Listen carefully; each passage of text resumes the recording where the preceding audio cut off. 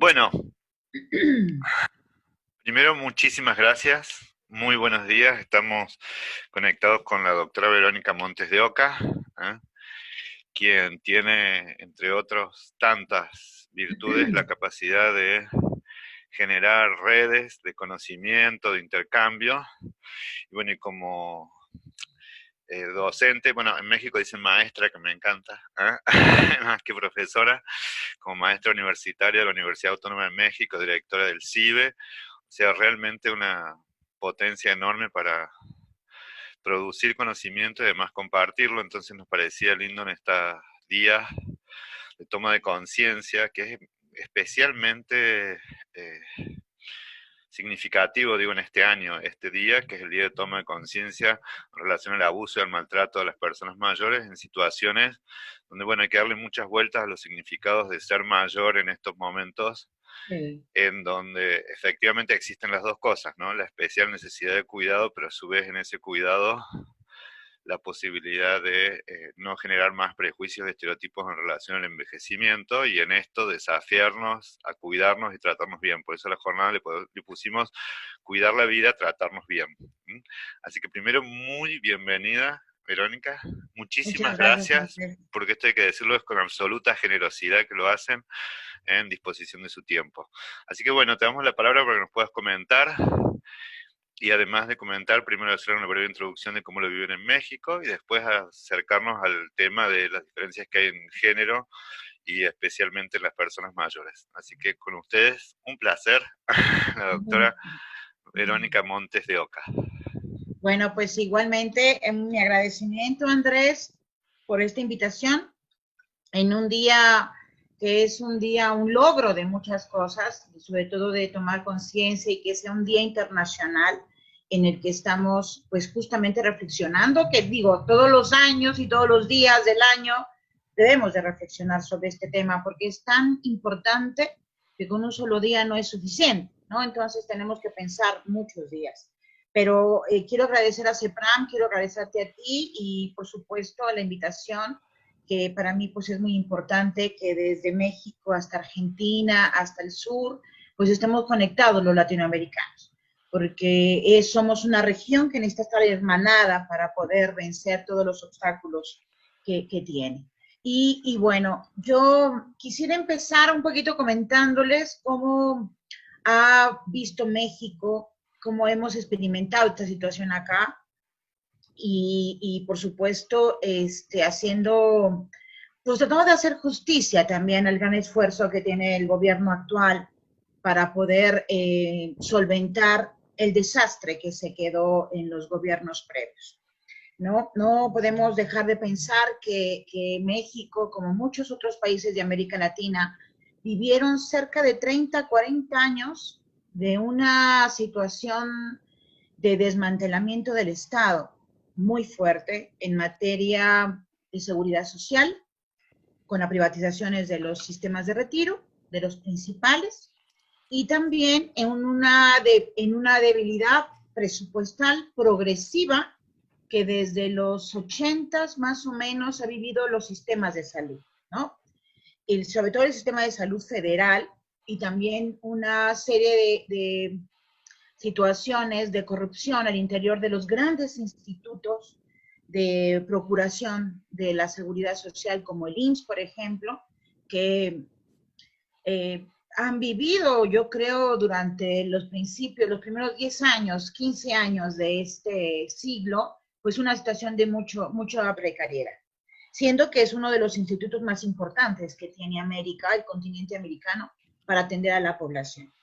Esto es sumamente importante y lo tomo como un antecedente en lo que les estoy platicando, porque ustedes saben que el Instituto Mexicano del Seguro Social fue creado en los 40 y tiene la virtud, pues, de atender a la población trabajadora de empresas privadas, ¿sí? El ISSSTE es el Instituto de Seguridad Social, de Servicios y Seguridad Social de los Trabajadores del Estado. Yo misma, como trabajadora del Estado, tengo derecho al ISSSTE, pero la gran mayoría de la población y los empleadores cotizan al IMSS, ¿cierto? Y desde los 90 se hizo una reforma al sistema de seguridad social que implicó algo tremendo, tremendo para los trabajadores, que es pasar, si mal no recuerdo, de 750 semanas de cotización a 1.200 semanas de cotización. Y esto es aumentarle prácticamente unos 7 años más de cotización a una persona en un mercado de trabajo que se flexibiliza, que se precariza y que definitivamente tiene obviamente efectos muy, muy fuertes sobre la economía de las personas mayores cuando llegue el momento de su retiro, ¿no? Entonces, esto se da a la par en un proceso en el que también Argentina y muchos países de América Latina vivieron, que es un proceso de debilitamiento del Estado, ¿no? Como regulador del mercado de trabajo y como regulador del empleo, y dejar al libre juego de las fuerzas del capital la generación de trabajo precario, mal pagado, obviamente, porque es precario, sin seguridad social, y donde en el caso de México, y muy similar a lo que pasa en América Latina y el Caribe, de la población económicamente activa, más del 50%, casi el 60% de la población, está en el sector informal, ¿sí? Y esto es sumamente importante para lo que ahorita vamos a platicar, porque eso quiere decir que son personas que no tienen un salario seguro, que no tienen una prestación médica permanente, que no tiene, digamos, la seguridad de un aguinaldo y de una serie de prestaciones para vivienda, ¿sí? Para educación, para crecimiento personal, ¿sí? Y esto es sumamente importante y creo que en toda la región de América Latina ha sufrido de estas circunstancias. Ahora, este ha sido como un diagnóstico general de lo que yo creo que es de las cosas más importantes que se han vivido en los 40 años pasados. Prácticamente más de la mitad de mi vida, por eso lo sé muy bien, ¿no? Porque ahora recién cumplí 56 años y hice un recuento, una biografía de mi vida. Y yo nací en los 60, en los 70 fue una de las devaluaciones más terribles que hubo del peso mexicano. Hubo mucha represión a los movimientos sociales, ¿sí? Represión incluso gubernamental, obviamente, hacia los movimientos de los médicos, los movimientos de los ferrocarrileros, los movimientos de los estudiantes, y muchas partes del mundo pasaron por exactamente lo mismo, porque fue el momento histórico en el que en el mundo entraba un nuevo sistema económico, que es el sistema neoliberal, ¿sí? Entonces, nuestra generación es una generación que padeció los recortes del sistema de salud, los recortes y las reformas en los sistemas de pensiones, el debilitamiento del Estado como regulador del trabajo formal, ¿no? Y otras muchas circunstancias, entre las que hay que mencionar, por supuesto, porque es el tema que nos ocupa, también fue una transición demográfica, ¿verdad? Comienza a descender la fecundidad en la población, en las poblaciones, sobre todo en las poblaciones urbanas, y también empieza a aumentar la esperanza de vida de las poblaciones, ¿sí? Y esto es impresionante porque tú ves como dos caminos distintos yéndose a diferente dirección. Y es como se debilita el Estado cuando hay una necesidad cada vez mayor de tomar en cuenta la dinámica de la población, ¿cierto? La dinámica de las poblaciones. En este punto me parece interesante porque ha sido como una introducción más que didáctica para quienes, porque lo ven estudiantes universitarios, casi que de la teoría de Elder, donde uno tiene que leer El curso de vida de las el personas. curso de vida de las personas y cómo nos está afectando. Digo, porque también hay que decirlo a todas las personas de diferentes edades, pero dada la conexión que tenemos en esta vida, ponerlo en el contexto en el que estamos, que no es lo mismo esta pandemia en México que en Italia, pero sí hay cuestiones, porque digo, es muy importante que podamos leer el desarrollo en el marco dialéctico del mundo en el que vivimos, ¿no?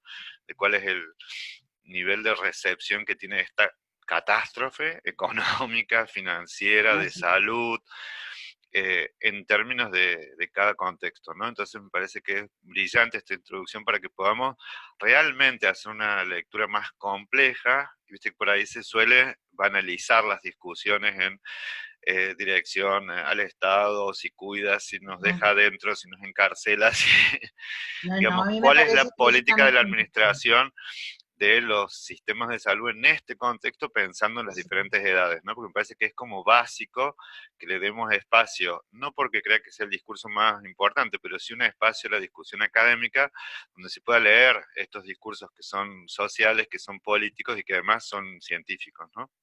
Absolutamente. Hay mucha evidencia, mucha numerología, mucha estadística que puede enriquecernos eso. Nosotros hace como 20 años, yo creo, 20, 25 años, hicimos un artículo, mi colega Carlos Belt y yo, y hablábamos justamente de los servicios de seguridad social, de los servicios de salud, y veíamos cómo el gasto en salud en mi país iba en descenso, ¿cierto? Esto que llamaban gasto, que para nosotros es una inversión en salud, ¿no? Y obviamente con esta perspectiva de disminuir y atrofiar los sistemas, ¿no? Los sistemas de salud, y en esa medida permitir la entrada de capital privado, ¿verdad? Y entonces irnos poco a poco transformando como el modelo norteamericano en una salud pública, entre comillas, completamente privatizada, ¿no? Así como pasaron con el sistema de retiro, que comenzaron a privatizarlo en el IMSS, ¿no? Así buscaban privatizar otros sistemas y obviamente eso pues haciendo que la solidaridad de las generaciones se derrumbara frente a una perspectiva completamente individualista. Y eso fue lo que nosotros y mi generación desde los 70 comenzó a vivir, ¿no? Este cuestionamiento de la lucha colectiva, ¿no? Por parte del gobierno, cuestionamiento de la lucha de los sindicatos y de aquellos movimientos incluso indígenas, ecológicos, estudiantiles, incluso el de las mujeres, que es sumamente importante, que también se fue cuestionando durante mucho tiempo, hasta ahora que ya afortunadamente en este siglo XXI cada vez tiene mayor legitimidad, ¿no? Pero digamos que hubo un momento en el que todo eso fue muy, muy cuestionado y evidentemente había una instrucción, seguramente externa o no sabemos, una instrucción que yo no voy a especular al respecto, pero es prácticamente muy probable una instrucción en muchos de los países, ¿no? México no ha tenido, digamos, un golpe de Estado como lo han vivido muchos países del Cono Sur, pero hemos vivido situaciones de guerra sucia y de persecución igualmente cruel que no ha sido en un solo momento en la historia, sino que ha sido permanente en muchos gobiernos oficialistas en los últimos 40 años. Y este es un contexto sumamente importante porque el nuevo gobierno que tenemos ahora y por el que votamos como nunca en la historia de México, más de 30 millones de personas votamos por este candidato, que ha sido un candidato de oposición, ¿no? Durante muchísimos años, prácticamente 20 años, y que ha conjurado de alguna manera todo el apoyo social y político de muchos movimientos sociales. Y entonces, claro, la votación es en el 2018 y obviamente tiene cerca de un año y medio, tal vez, y obviamente se encuentra con un desastre en términos económicos, ¿no? Y obviamente en los sistemas de salud terrible, ¿no? Y justamente aparece la pandemia en el mundo, ¿no? Aparece este nuevo virus SARS-CoV-2 que genera una enfermedad que se conoce como COVID-19 y que hace que el mundo entero en distintos momentos se vea impactado brutalmente porque es una enfermedad terriblemente dañina, terrible, muy rápida, actúa muy rápido sobre la vida humana, actúa directo en el sistema a partir de la fuerza o debilidad que tengas del sistema inmunológico de las personas. Y lo que se veía en Europa es que atendía básicamente, atacaba principalmente a la población mayor, ¿no? Y hoy podemos decir que cerca del 50% de los muertos en Europa, pues eran de residencias de adultos mayores, ¿no? Y era mucha población mayor, y esto tiene lógica en función del envejecimiento que tienen las personas, que tienen las poblaciones en Europa, ¿no? Y esto es muy importante, pero también tiene que ver con el tipo de organización social que se tiene y fundamentalmente por la actuación inmediata que tengan los gobiernos. Entonces, hay como tres factores muy importantes, que es el momento en el que surge la pandemia en la población, ¿no? En este caso en Italia, en España o en Francia, en Alemania, el papel de los gobiernos, sí, porque hay una clarísima distinción. Incluso ahora se habla mucho de esta mirada de las gobernantes femeninas, mujeres, frente a los gobernantes varones. Y por otro lado también el tercer factor que no me parece menor es la transición demográfica de cada uno de estos países, o sea, su proceso de envejecimiento, ¿no? Y yo agregaría sobre ese mismo algo muy importante que aplica fundamentalmente también a mi país, que es la transición epidemiológica o es el perfil epidemiológico de las poblaciones, ¿no? Que esto es muy importante y ahorita vamos a ver por qué. Y en esa lógica, evidentemente, pone al descubierto esta pandemia, y como nunca lo habíamos pensado, Andrés, Feliciano, Ricardo, nadie de todos nosotros habíamos pensado cómo la persona mayor iba a estar en el centro de toda la discusión a nivel mundial, ¿no? Y como un sujeto, un conjunto de población que iba a ser tremendamente afectado.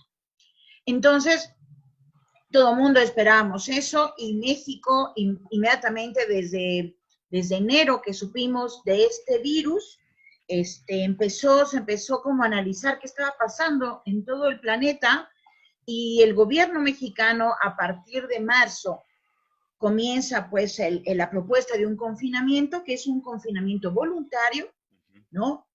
Que busca obviamente no violentar los derechos humanos de la población, sino ser consciente y tratar de que la gente entienda la complejidad de la acción del COVID-19, ¿no? De esta enfermedad. Y obviamente también empezaron a desplegar una cantidad inmensa de programas inmediatos hacia las personas mayores, programas económicos, programas también hacia el campo, programas hacia las personas con discapacidad que desde el año pasado ya se habían comenzado a dar, pero lo adelantaron tratando de visualizar qué iba a pasar, de adelantarse un poquito sin saber, porque ningún gobierno puede saber lo que podía pasar, para ayudar a la población al menos en su economía inmediata, ¿no? Junto a ello, toda una capacitación de todos los días, Andrés, yo la verdad que eso no sabes cómo lo admiro. Ya van más de 114 conferencias de todos los días desde marzo, por el subsecretario de Salud, que es el vocero de esta epidemia, un epidemiólogo de muchísimo prestigio, el doctor Hugo López-Gatell, quien todos los días, como reloj, con una disciplina increíble, nos está explicando todos los días qué está pasando.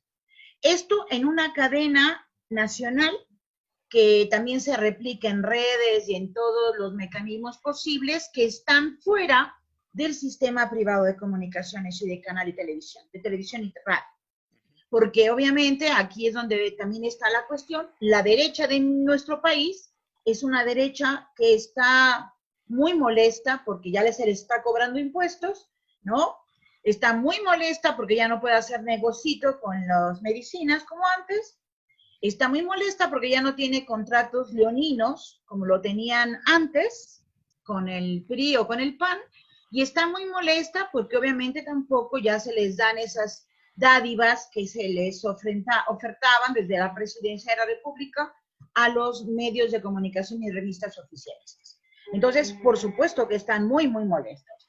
Y eso ha hecho una guerra de desinformación y de fake news brutal, que lo que ha hecho también, y hay que decirlo, ha costado vidas, porque ya de por sí es complejo todo esto que está pasando, como para que todavía la gente le digan que es mentira o que no haga caso de lo que se dice.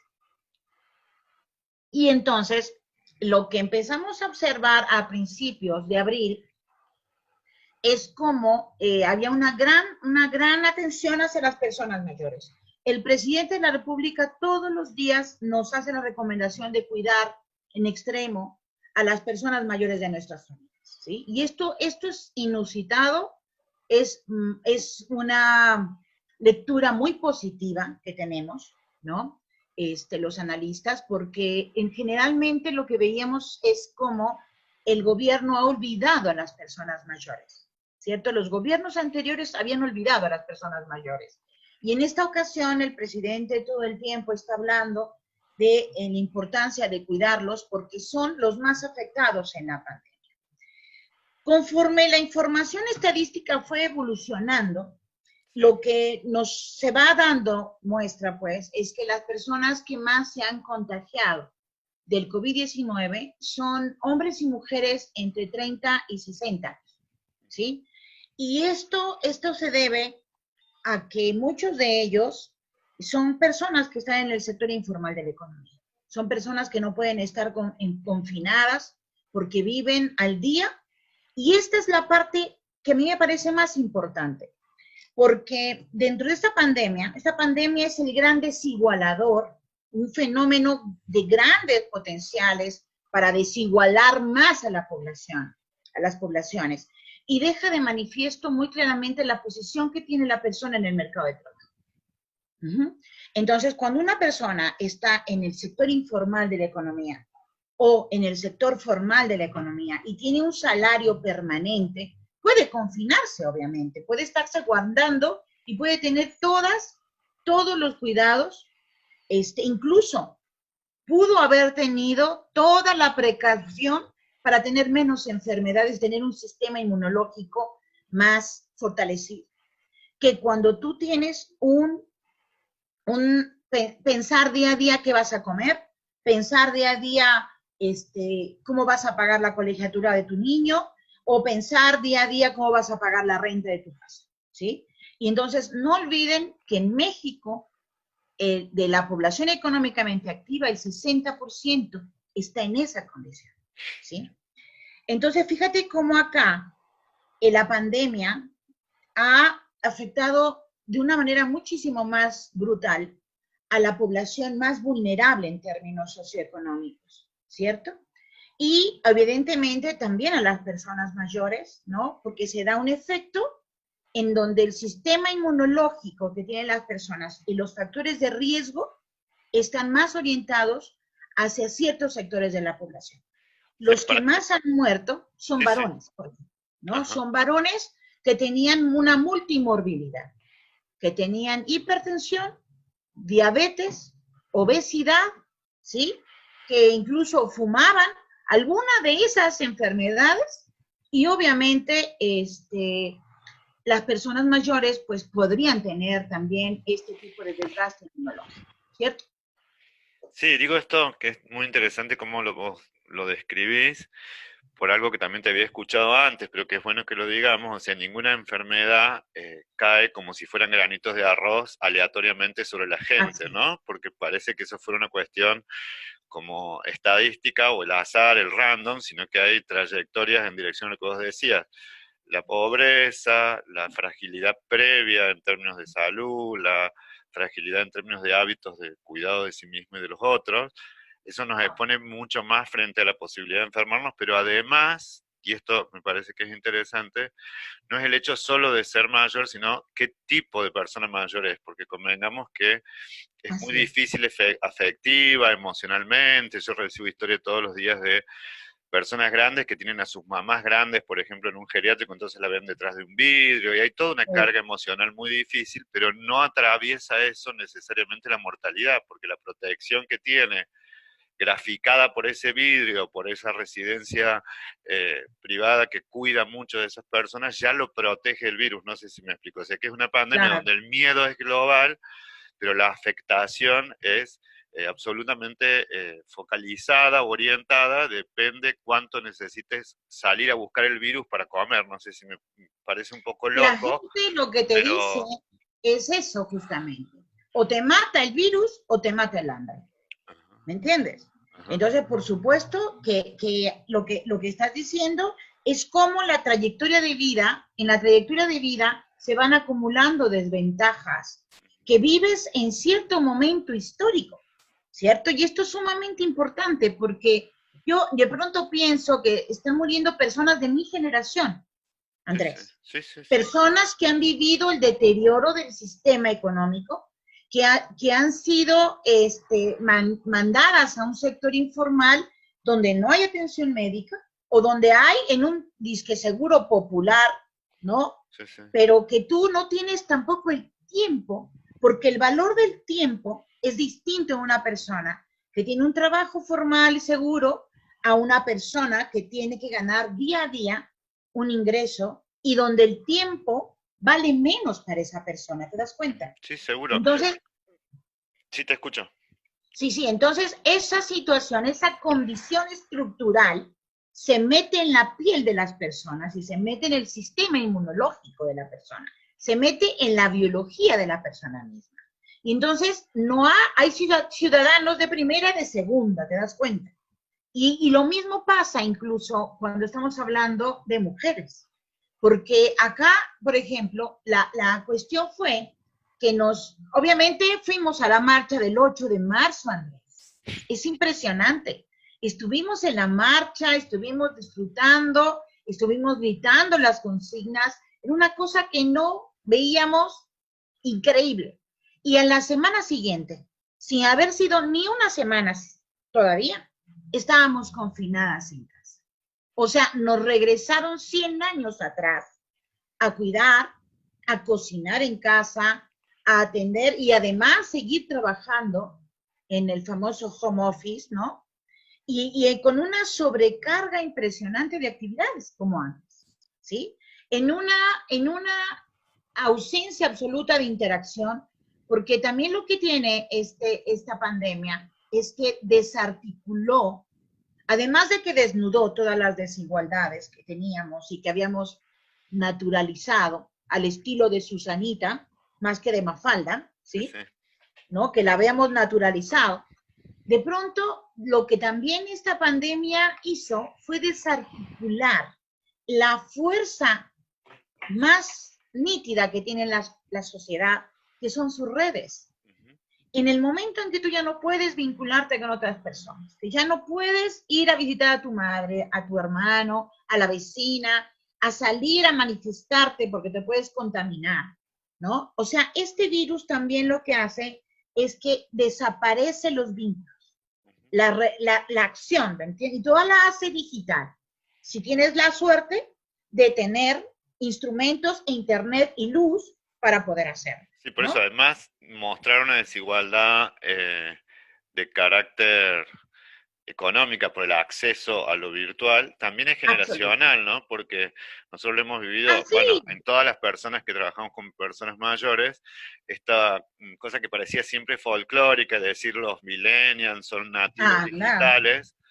Hoy se ve que esa marginación es una marginación cívica, ¿no? Porque absolutamente. el no poder acceder a sacar un dinerito de una cuenta por más bajo que sea, el no poder acceder a una clase, el no poder limitarse es una condición humana, un derecho humano que de pronto lo que parecía una cosa folclórica, como que los viejos son o flojos o no les interesa la tecnología, ya no es una cuestión de interés, sino que es otra brecha más de desigualdad Otra más de donde podés estar un poco más conectado a tus hijos, un poco más conectado a alguna organización de cualquier tipo, y si no, vas quedando, digo en esto como para leer que los virus no van por cualquier lado, sino que te van buscando si sos más pobre, si estás más alejado, si estás más Digamos que el compelido virus ataca a todos, ¿no? Pero de alguna manera a otros les destroza la vida, Ujú, ¿cierto? ujú, más que a otros, ujú, ¿no? El virus y esta enfermedad lo que hace es que puede atacar a cualquier persona, pero no todas las personas tienen las resistencias ujú. para soportar esa enfermedad. Y son resistencias no nada más del Biológicas. sistema inmunológico, sino son resistencias sociales, socioeconómicas, culturales, incluso psicológicas, Sí, ¿cierto? sí. Entonces, obviamente es una pandemia que desnuda todas tus capacidades y todas también tus debilidades, ¿cierto? Fíjate que acá además se ve una cosa que es muy impresionante. Obviamente, donde hay más población, hay más posibilidad de contagio. Entonces, la Ciudad de México va a ser emblemática en la historia de las pandemias del mundo, porque obviamente tenemos cerca de 20 millones de personas que circulan, ¿no? De las cuales nos hemos encerrado el 40%. Fíjate nada más, muy similar a lo que te digo del mercado de trabajo, ¿no? Sí, sí, sí. Pero no todas, en todas las colonias ni en todas las alcaldías, Claro. porque en la alcaldía donde está el 50% de los muertos, Andrés, es la zona oriente de la ciudad. Ajá. La zona en donde están las delegaciones, las alcaldías, pues, más empobrecidas, con el menor desarrollo urbano, donde a veces no hay agua, Andrés. Entonces, ¿cómo te vas a lavar las manos si no hay agua? Donde no puedes desinfectar porque entonces hay que comprar una serie de cosas que la gente no puede comprar, donde la gente tiene que salir al comercio fundamentalmente porque están totalmente en el sector informal y donde por desgracia las casas son muy pequeñas y viven muchos enanos. Entonces, ese tipo de desigualdades sociales, Andrés, son el ambiente perfecto para la circulación del virus, ¿cierto?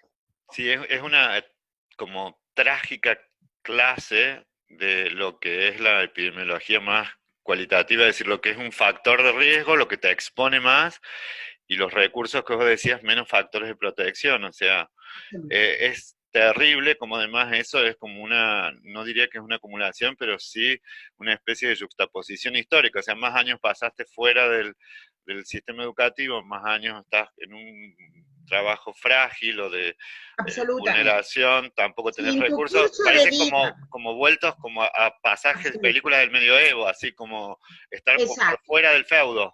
Si en tu curso de vida tú no tuviste desde la infancia la protección, digamos, con tu alimentación, con la leche materna, con el arrullo, el amor, la casa, el trabajo de tus padres, y si de alguna manera, capaz de que hasta heredaste algún tipo de enfermedad crónico-degenerativa de Sí, sí. ellos, porque a su vez lo traen transgeneracionalmente, entonces obviamente todo eso sí llega a ser desigualdad acumulada, llega a ser desigualdad acumulada. Y entonces este COVID, aunque ataca a todos, es más selectivo y más destructor en ciertos grupos de la población, ¿cierto? Es como también lo que está pasando en Estados Unidos. ¿Quiénes son los que tienen los niveles más bajos de escolaridad, de empleo, de alimentación? Pues es la población afroamericana y es la población hispana también. Sí, sí. Porque tú sabes que en un sistema privado donde tienes que tener trabajo para tener seguridad social y para tener atención médica, pues todo te va sacando, excluyendo, y es una exclusión institucionalizada, muy evidente en Estados Unidos, pero en mi país más o menos igual, porque también hay una exclusión institucionalizada Ujú, y que habíamos naturalizado en nuestro día a día. ujú. ¿Sí? Porque además nos recuerdan, durante 40 años, nos van recordando que todo lo que pasa económicamente hablando, pues es parte de la naturaleza, de la dinámica económica, de la especulación. Uno ve hasta normal la especulación, cómo baja el precio del petróleo, cómo van quitando recursos, o sea, y lo vas como viendo con cierta naturalidad y cuando te das cuenta que todo es un mal manejo administrativo, son grandes intereses transnacionales, mucha injerencia extranjera, endeudamiento público innecesario, venta de las instituciones de la seguridad social a grandes capitales, y te das cuenta que todo es un deterioro también estructural que va a pegarle a la población más vulnerable. Entonces, de alguna manera, esta pandemia nos permite ver una gran desigualdad de clase. Yo siento que esa es la principal, una gran desigualdad de género. Obviamente, la edad deja de ser solamente una variable para ser una categoría también de desigualdad, esta cuestión generacional que decías, que obviamente también es muy fuerte, muy poderosa, y sin duda, y ahorita estamos en esa etapa, está transitando esta pandemia a las zonas rurales, ¿verdad?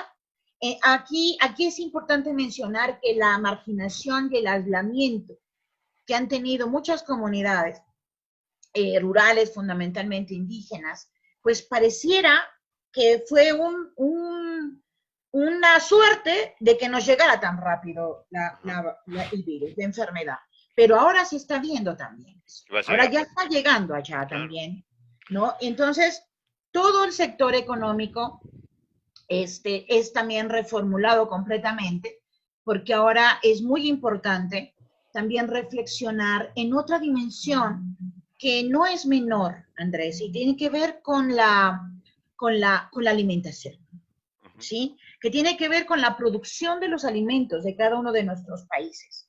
¿Qué tipo de comida estamos comiendo, no? Y cómo en los últimos 30, 40 años, ¿no? Kellogg's y estas marcas de cereales y toda esta comida chatarra empezó a ser parte de nuestra vida cotidiana y obviamente lo junto con las refresqueras son generadores de diabetes. Mi país, Andrés, es el principal, tú sabes muy bien, la población mexicana está en el número 1 de la diabetes en la región, ¿sí? Entonces, y esto también no es una cosa aleatoria, no es un castigo divino, es una construcción social. Y es una construcción de los propios gobiernos que hemos tenido nefastos y que han apostado más a las grandes compañías transnacionales que al bienestar de la población. Y lo que estamos viendo ahora es un resultado de ello también. Sí, sí, porque eh, digo, te escuchaba con atención lo que vos decías en esta vez y en otra oportunidad también. Es como que uno nunca quisiera crisis de estas, pero hay aprendizajes que lamentablemente se vuelve a confirmar lo que por ahí se dice en los ámbitos científicos o se publica en papers que son muy chiquititos, que no tienen, pero hoy se golpea de una manera brutal, entendiendo que hasta eso, hasta la trayectoria alimentaria, donde después son las mismas grandes empresas que tienen fundaciones para apoyar a programas focalizados a los sectores pobres. No sé si me explico, es perverso porque esa misma fundación después hay que agradecerle cuando deja unos Andrés, donativos, digamos, ¿no? y son los mismos que generan productos, que generan después enfermedades y que generan la medicina de esas enfermedades, y entonces tienen el círculo perfecto, ¿no? Del negocio. Y yo te diría que capaz de que hasta son dueños de las funerarias, ¿me entiendes?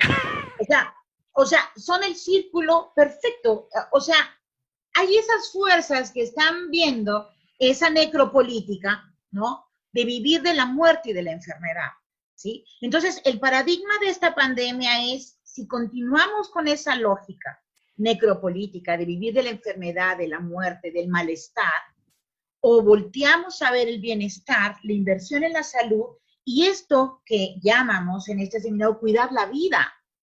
Por Dios, cuidar la vida es en todo el trayecto de la vida. Y es decirle a los millennials que su envejecimiento va de la mano de su trayectoria educativa, de su trayectoria laboral, porque se va acumulando todas las huellas de las enfermedades que padecemos, se van acumulando en nuestra vida. Y entonces, obviamente, si tú fuiste un niño con malnutrición y empiezas a tener enfermedades tempranas, ¿verdad? Se van acumulando, acumulando, acumulando en el curso de vida de las personas. En demografía, siempre observamos a la esperanza de vida como el promedio, digamos, de esas tasas de mortalidad. Sí, Y para nos, decirlo claramente para la gente que por ahí no conoce, la expectativa de vida, y se dice 72 o 74, es que la mitad de la población llegó a ese promedio de edad y el resto la sobrevive, o sea que son los afortunados que pasan esa edad, el resto ha ido muriendo en el camino y también para ir aclarándolo, porque bueno, Verónica es especialista, pero mucha gente quizás no, una cosa es al nacer y otra cosa es cuando ya tenés más edad, o sea, cuánta edad podrán llegar más adelante, ¿no? Digo esto porque compromete a los dos, o los recién nacidos, o los que estamos envejeciendo en este momento, porque queda un absolutamente. montón de aprendizajes por vivir para las diferencias que se van a agudizar mucho más, porque querramos o no, quizás, por lo menos en Argentina, muchas personas mayores son como herederas de un estado de bienestar que les brindó en algún momento mayor universalización de la salud, mayor De la pensión, equidad educativa, inclusive muchas mujeres exacto. entraron a ser maestras y esto no parece que con los años mejorará, sino que las generaciones mías y las que vienen abajo nuestra, bueno, es la nuestra, la generación de los nacidos a finales de en los 60, se puede profundizar aún más. Entonces, o hay que abrir como gran aprendizaje o pensar el mundo como no solamente solidaridad entre las generaciones, sino entre las clases, que parece que es la discusión eterna, Absolutamente. que nunca se salda o que se evidencia lamentablemente con enfermedades y muertes, porque la evidencia es esta, ya no es una guerra, no es una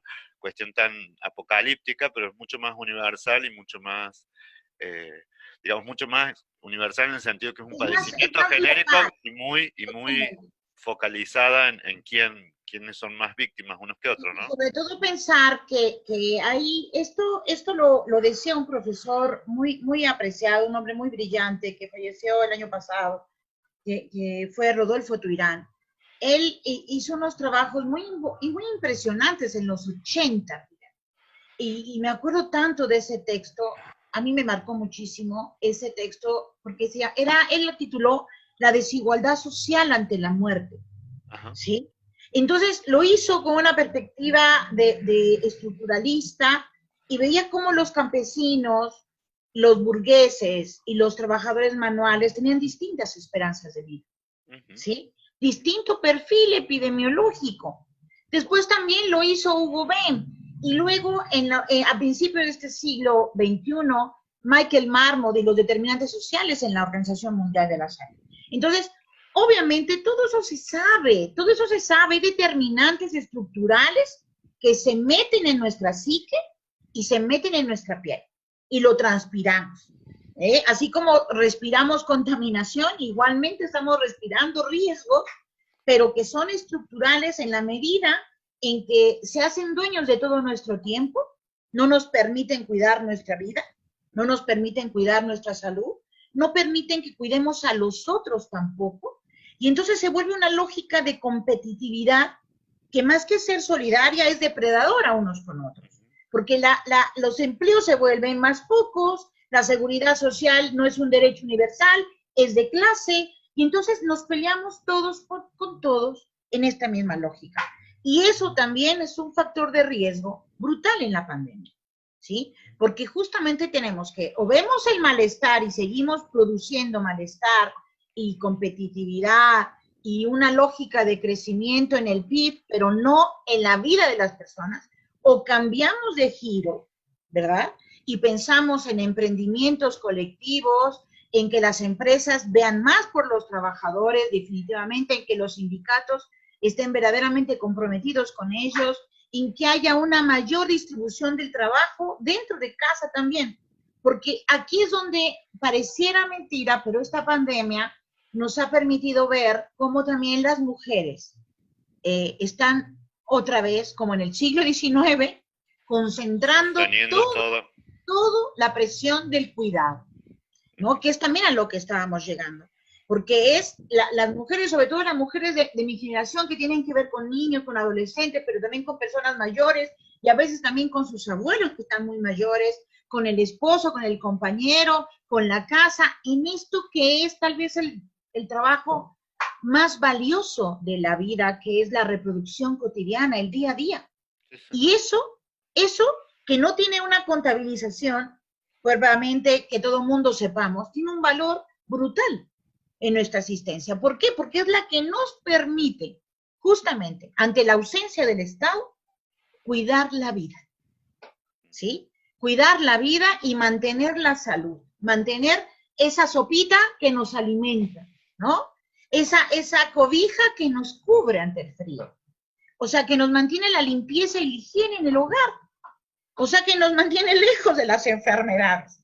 Y eso es lo que no estamos, de alguna manera, valorando tampoco, ¿no? Ese trabajo invisible del trabajo doméstico. Y que además de invisible es central para el bienestar en el sentido más amplio, ¿no? Absolutamente. En el más amplio, en el sentirse Absolutamente. protegido, ¿no?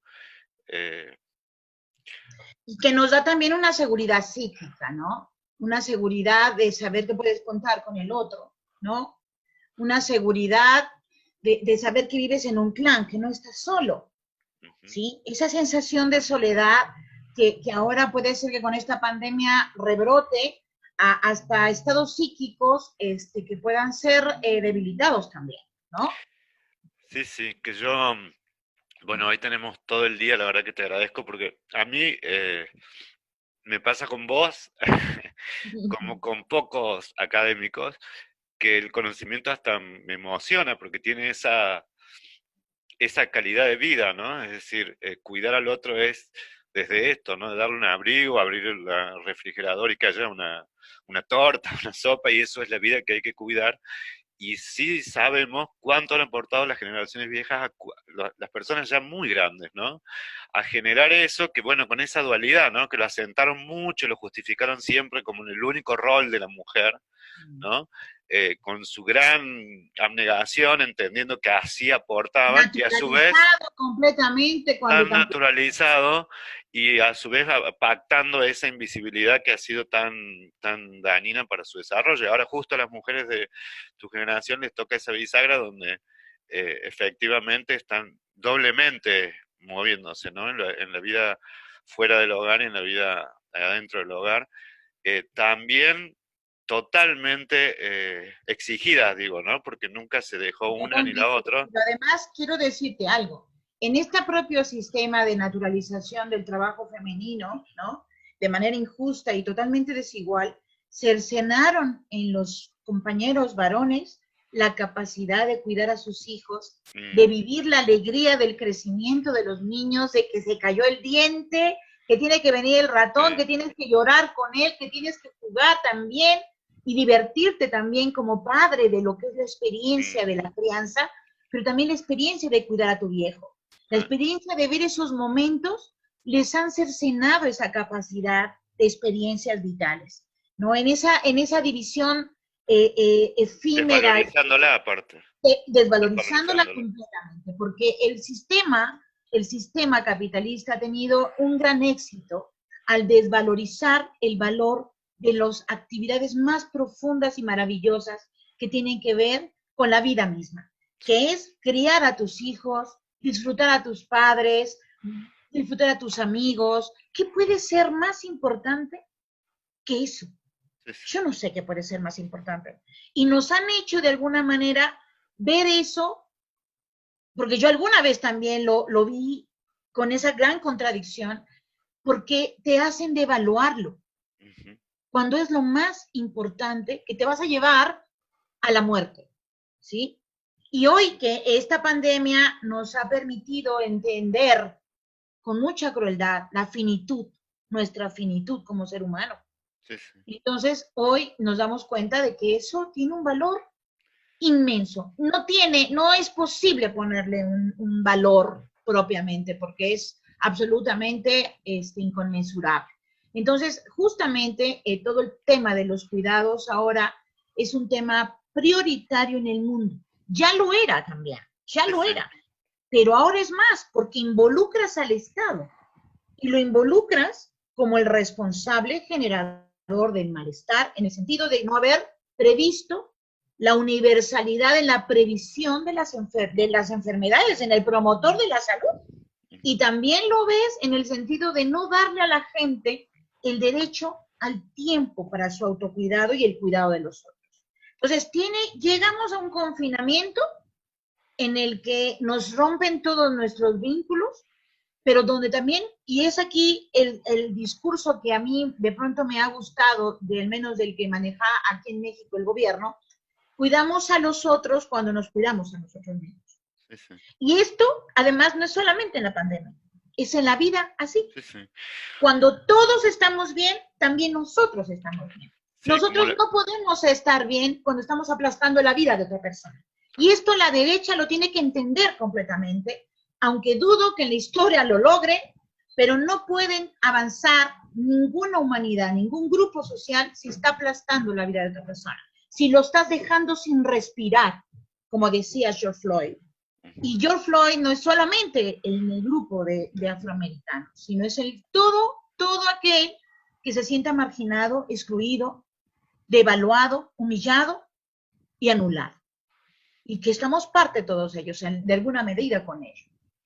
Y que lamentablemente hicieron el icono de la imagen, ¿no? De estar asfixiando al otro con la rodilla, una cosa terriblemente gráfica del salvajismo, de la violencia Pero capital. así es. porque tú te sientes, y en muchas medidas, muchas mujeres nos hemos sentido asfixiadas cuando vemos ese feminicidio, cuando vemos la violencia en casa, cuando vemos la violencia afuera, cuando vemos la exclusión, la injusticia laboral, el mayor tiempo de horas que uno trabaja, las pocas horas que uno puede llegar a dormir, ¿no? Cuando uno está viendo la injusticia con los pueblos indígenas, con la madre tierra, tú ves cómo te están dejando sin poder respirar.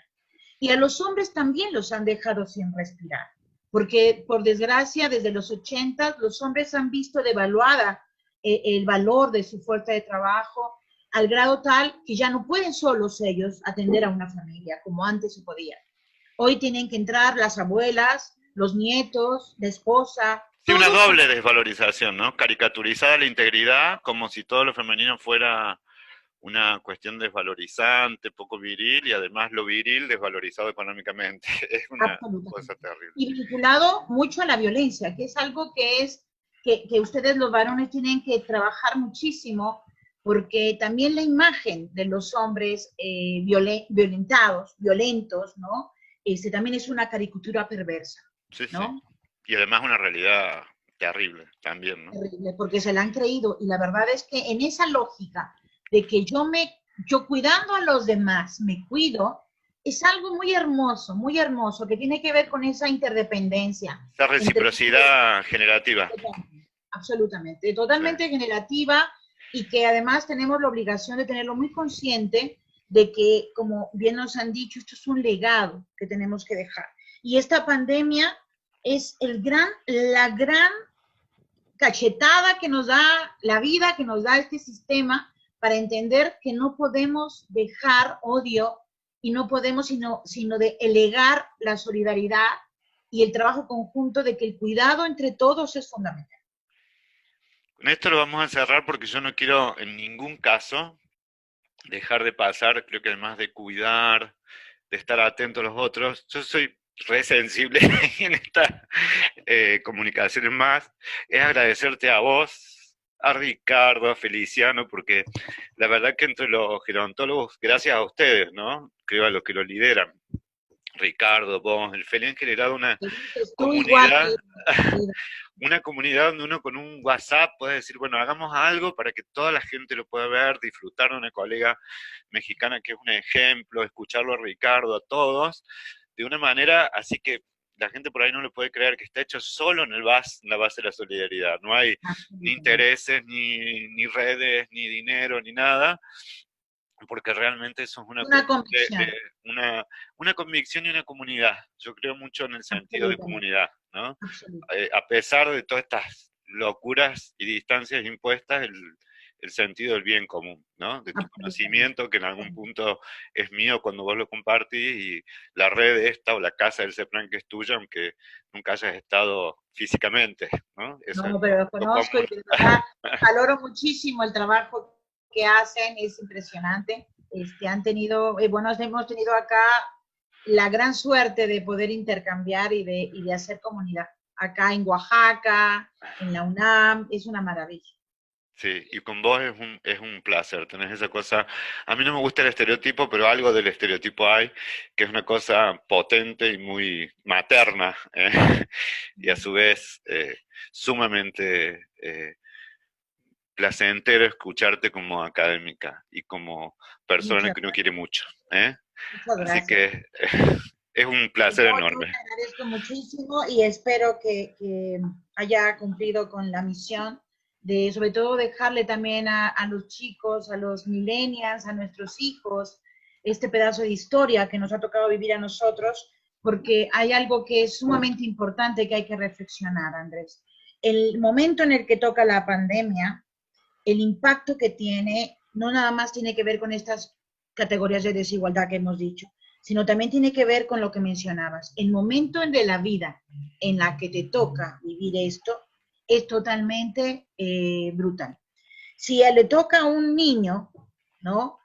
Toda su etapa educativa se va a ver transformada de lo presencial a lo virtual y seguramente bajará la calidad del pensamiento y la crítica y todo el desarrollo que tiene que ver con la convivencia con los demás. Cuando te toca cuando eres un adolescente, te pierde también tus vínculos y eso es central en la formación de la identidad. Cuando te toca adulto y eres un proveedor o eres una proveedora en casa, te toca también de otra manera. Y ya cuando uno se está acercando a la vejez, te toca de otra manera, más a lo mejor vinculado a la salud, más vinculado a empezar a ver tu patrimonio, lo que vas a dejar. Yo le decía hace poco a mi familia, tenemos que hacer testamentos todos, ¿ya? Porque no sabemos qué puede pasar, ¿no? Y cuando te toca en la vejez también te toca de una manera en la que tú ya no puedes ver a tus hijos, ya no puedes ver a tu familia, da un sentido completamente distinto. Entonces el curso de vida y el momento en el que este evento mundial te toca, también tiene repercusiones distintas. Es el famoso timing, ¿te Tal acuerdas cual. de él? Sí, sí, sí. De pronto dices, caramba, no es lo mismo por sector socioeconómico, no es lo mismo por raza, no es lo mismo por etnia, no es lo mismo por género, pero tampoco es lo mismo por el curso de vida en el que estás pasando. Y eso también amerita mucha reflexión porque los impactos van a ser muy fuertes, sobre todo por la cuestión económica y ambiental, Sí, sí. ¿no? Es una clase brillante sobre el curso de vida. Y bueno, como dice la teoría, nuestras vidas van a estar interconectadas siempre, ¿no? Totalmente. Por eso somos comunidad. Estamos totalmente interconectados. Bueno, pero Un muchas gustazo, gracias. Te un quiero gustazo. muchísimo. Es Yo igual, un placer Andrés. enorme. ¿Eh? Un placer. Igualmente.